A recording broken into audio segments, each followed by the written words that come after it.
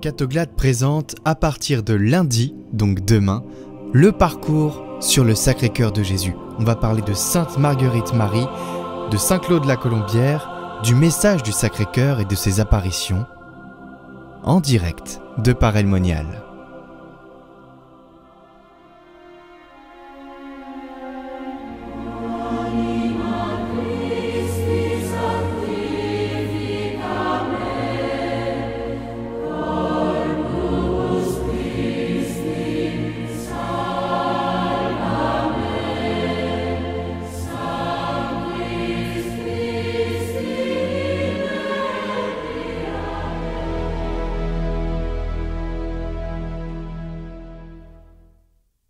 Lecture du livre de l'Exode.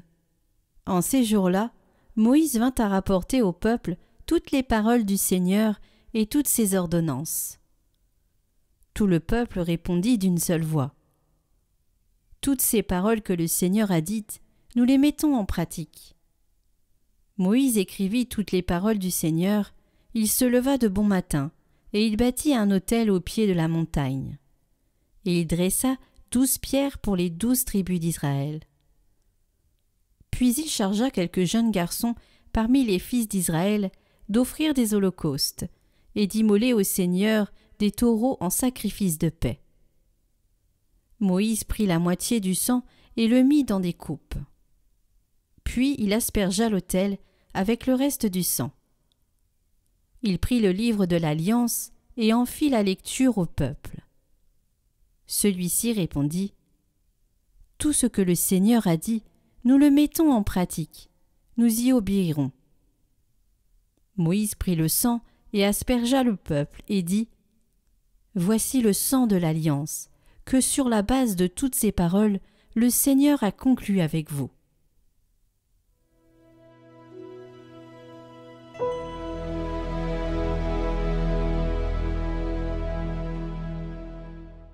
J'élèverai la coupe du salut, j'invoquerai le nom du Seigneur. Comment rendrai-je au Seigneur tout le bien qu'il m'a fait? J'élèverai la coupe du salut, j'invoquerai le nom du Seigneur. Au Seigneur de voir mourir les siens. Ne suis-je pas, Seigneur, ton serviteur, moi dont tu brisas les chaînes? Je t'offrirai le sacrifice d'action de grâce, j'invoquerai le nom du Seigneur. Je tiendrai mes promesses au Seigneur, oui, devant tout son peuple. J'élèverai la coupe du salut, j'invoquerai le nom du Seigneur.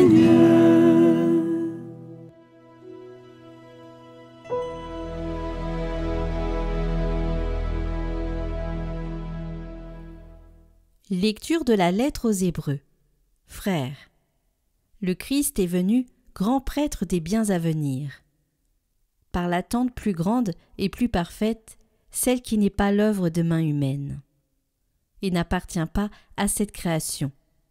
Il est entré une fois pour toutes dans le sanctuaire, en répandant non pas le sang de boucs et de jeunes taureaux, mais son propre sang. De cette manière, il a obtenu une libération définitive.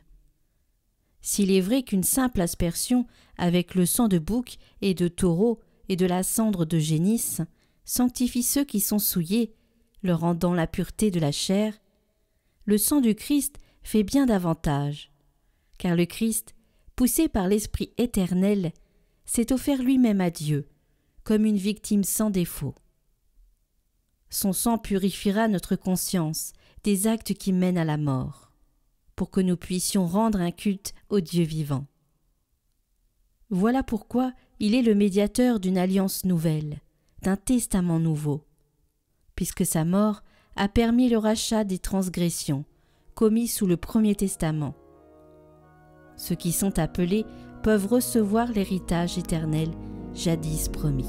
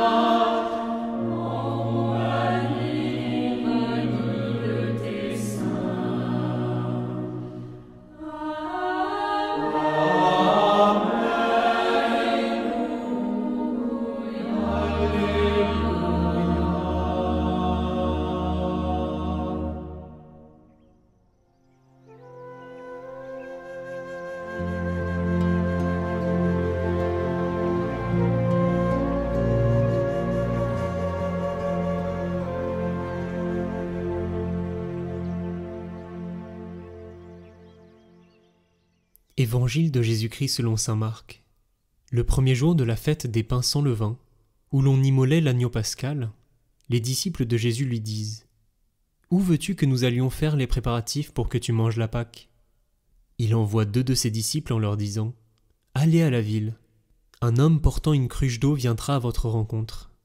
Suivez-le, et là où il entrera, dites au propriétaire : Le maître te fait dire : Où est la salle où je pourrais manger la Pâque avec mes disciples ? Il vous indiquera, à l'étage, une grande pièce aménagée et prête pour un repas. Faites-y pour nous les préparatifs. » Les disciples partirent, allèrent à la ville. Ils trouvèrent tout comme Jésus leur avait dit, et ils préparèrent la Pâque. Pendant le repas, Jésus ayant pris du pain et prononcé la bénédiction, le rompit, le leur donna, et dit : « Prenez. Ceci est mon corps. » Puis, ayant pris une coupe, et ayant rendu grâce, il la leur donna, et ils en burent tous. Et il leur dit : « Ceci est mon sang, le sang de l'alliance versé pour la multitude. Amen, je vous le dis, je ne boirai plus du fruit de la vigne, jusqu'au jour où je le boirai, nouveau, dans le royaume de Dieu. » Après avoir chanté les psaumes, ils partirent pour le mont des Oliviers.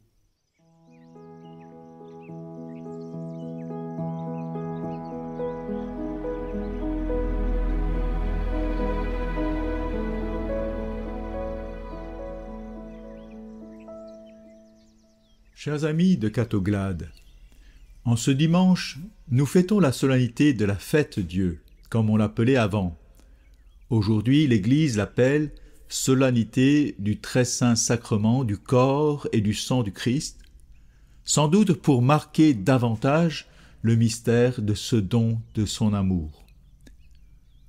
Pour honorer le très saint sacrement, puisqu'il s'agit du Christ, nous sommes d'abord invités à participer à l'Eucharistie dominicale Puis, selon les propositions de la paroisse, nous pouvons avoir un temps d'adoration qui prolongerait la messe afin de permettre aux fidèles de prendre le temps d'entrer davantage dans le mystère qui est célébré.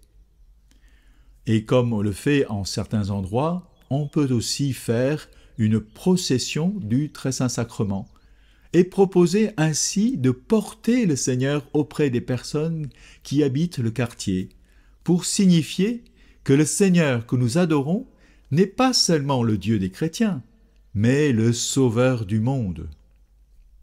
Alors, que pouvons-nous garder de ce grand mystère de la foi ? À la messe, après la consécration du corps et du sang du Seigneur, le prêtre chante « Il est grand le mystère de la foi ». Et l'assemblée de répondre « Nous annonçons ta mort, Seigneur Jésus, nous proclamons ta résurrection, nous attendons ta venue dans la gloire. » Le mystère de la foi, c'est le Christ, mort et ressuscité, élevé dans la gloire du Père et qui reviendra dans la gloire pour juger les vivants et les morts, comme nous confessons dans notre foi. Tout ce mystère est contenu et est présent dans l'Eucharistie. Ainsi, ce mystère est, nous pouvons le résumer en 3 points. Tout d'abord, mémorial, c'est-à-dire actualisation du sacrifice de l'amour de Jésus, qui aime son Église et ses disciples jusqu'au point de donner sa vie pour eux. Deuxièmement, ce mystère est présence réelle du ressuscité dans l'hostie consacrée, qui est sa propre chair, et dans le calice du sang versé pour nourrir de sa vie l'Église, qui est son corps mystique.